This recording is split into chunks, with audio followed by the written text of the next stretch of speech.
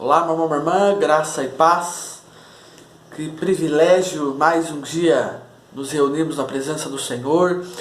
Que gostoso poder me dirigir a você mais uma vez. Eu quero compartilhar com você uma palavra que está lá no livro de Isaías, capítulo 42, versículo 1, que diz assim: Eis aqui o meu servo, a quem sustento, e o meu escolhido, a quem a minha alma tem prazer. Pus sobre ele o meu espírito, e ele promulgará o direito para os gentios. Eis aqui o meu servo, a quem sustento, e o meu escolhido, a quem a minha alma tem prazer. Pus nele o meu espírito. Amém. Meu irmão, minha irmã, você tem sido um servo do Senhor? Você tem agido como servo do Senhor? A expressão bíblica servo traz um pouco da ideia daquele que recebeu um chamado. E aquele que cumpre fielmente o chamado que recebeu. Esse é o servo. O servo é o que faz aquilo que o seu Senhor designou, orientou, mandou que ele fizesse. Fico pensando que todos nós temos um chamado do Senhor sobre nós. Alguns têm clareza do chamado específico, direto que Deus deu.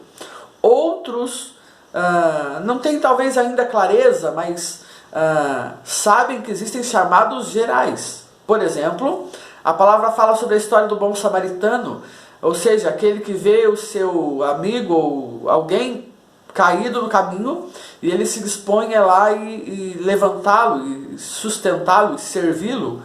A palavra fala sobre aqueles que são discípulos que vão por todo mundo pregando o evangelho a toda criatura. Ou seja, são chamados gerais, não é algo específico apenas para uma pessoa, uma classe de pessoas, são para todos. Agora, às vezes Deus nos dá chamados específicos também, como deu aqui para Isaías, quando Deus chama, capacita e envia ele a promulgar o direito dos gentios, a palavra diz. Agora, eu fico pensando quantas vezes no meio desse chamado nós cansamos, nós pensamos em desistir, nós nos sentimos sobrecarregados. Quantas vezes na nossa caminhada parece que a gente está sozinho, talvez? Agora a palavra diz algo interessante nesse texto. Para mim e você que somos chamados pelo Senhor. Primeira coisa é que a palavra diz que se nós somos chamados, e se no meio do chamado nós agimos como servos, se nós temos ousado obedecer a palavra do Senhor, a Bíblia começa dizendo aqui que Deus nos sustenta.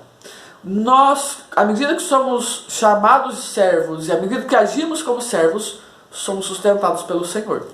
A segunda coisa que a palavra diz é que nós que somos escolhidos do Senhor, que recebemos o chamado dele, o Senhor se compraz, ou seja, o Senhor se alegra em nós quando agimos segundo nós somos chamados. Em terceiro lugar, a Bíblia diz que ele derrama do Espírito dele, que nos capacita. Você tem agido como servo e serva do Senhor? Você tem agido segundo aquilo que Deus te chamou para fazer?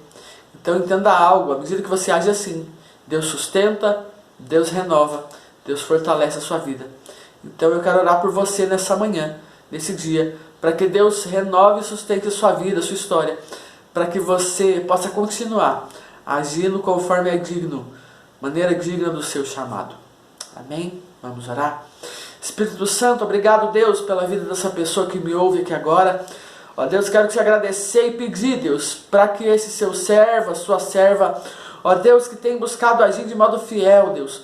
Ó Deus, que o Senhor fortaleça, Deus, sustente, renove, se alegre nessa pessoa. Deus amado, que o Senhor derrame do teu Espírito, Pai. O seu Espírito que renova, o seu Espírito que capacita, o seu Espírito que traz uma nova alegria. Visita essa pessoa, Deus, e gera um novo do Senhor, ó Pai. Que esse seja um dia abençoado, que esse seja um dia de boas novas. Nós clamamos a Ti, Deus, em nome de Jesus. Amém, Senhor Jesus. Amém. Que Deus abençoe você e continue sendo fiel a Deus em todo o tempo.